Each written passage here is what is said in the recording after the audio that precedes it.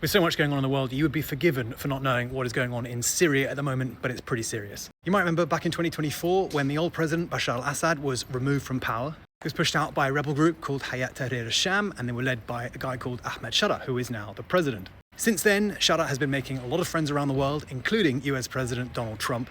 But he's been struggling to maintain control of Syria, and a new huge fight has broken out with the Kurds in the north. Now, the SDF, the Syrian Democratic Forces, made up of Kurds and Arabs, were fighting with the United States and others to defeat ISIS. And for a long, long time, they have been in control of the north of Syria. Now, Shara wants to unite the whole country, and from his point of view, can't just have this independent force inside Syria without him having control over it.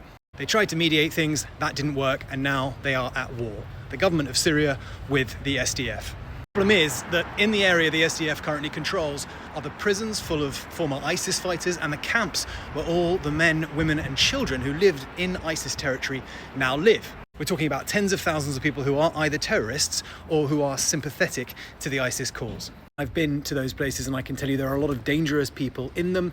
Many of them have been festering in radicalized views for many, many years because no one has tried to figure out a way forward for them or to figure out what justice looks like. The SDF now says because of the fight they're now having with Damascus and the government there, those camps and those prisons are now no longer secure. A huge fear that the Kurds have is that ideologically the government of Ahmed Shara is against them. Ahmed Shara, remember, was in Al-Qaeda. He was a proscribed terrorist for a long time.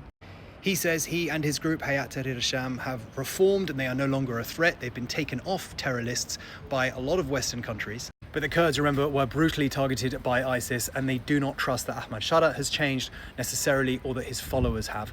And now many of them are fearing for their lives. And the ISIS prisons and the camps are now hanging in the balance.